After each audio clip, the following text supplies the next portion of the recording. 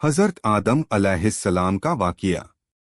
बहुत ज़माना पहले, जब ज़मीन पर कोई इंसान नहीं रहता था, अल्लाह ताला ने चाहा कि वह एक खास मखलूक पैदा करे जो ज़मीन पर रहे, आबाद करे और अल्लाह की इबादत करे। अल्लाह ने फ़रिश्तों से फरमाया, मैं ज़मीन पर अपना खलीफा बनाने वाला हूँ। फ़रिश्ते हैरान हुए, मगर अल्लाह सबसे बेहतर जानने वाला है। अल्लाह ताला ने मिट्टी से एक खूबसूरत जिस्म बनाया, फिर उसमें अपनी खास रहमत से रूह फूंकी। यूं हजरत आदम अलैहिस्सलाम जिंदा हो गए। जब आपने आंखें खोलीं तो खुद को अल्लाह की अजीम नेमतों के दरमियान पाया। अल्लाह ताला ने आदम अलैहिस्सलाम को बहुत सारी चीज़ों के नाम और उनका इल्म सिखाया। फरिश्ते भी हैरान थे कि आदम अलैहिस्सलाम को अल्लाह ने कैसा इल्म दिया है। अल्लाह ने फरिश्तों से कहा, आदम को सजदा करो। सब फरिश्तों ने फौरन सजदा किया, मगर इब्लीस ने इनकार कर दिया। उसने गुरूर से कहा, मैं आग से बना हूँ, यह मिट्टी से, मैं बेहतर हूँ। अल्लाह ताला ने उसे डांटा और अपनी रहमत से दूर कर दिया।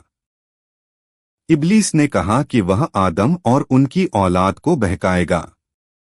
अल्लाह ने आदम अलैहिस्सलाम को जन्नत में जगह दी। फिर अल्लाह ने हजरत हव्वा अलैहिस्सलाम को भी पैदा किया ताकि वह आदम अलैहिस्सलाम की साथी बने। दोनों जन्नत में खुश थे। वहां हर नेमत थी, सिर्फ एक दरख्त का फल खाने से मना किया गया था। इब्लीस छुप कर आया और आदम व हव्वा के दिल में वसवसा डाला। उसने कहा कि अगर वह उस दरख्त का फल खा लें तो हमेशा जन्नत में रहेंगे।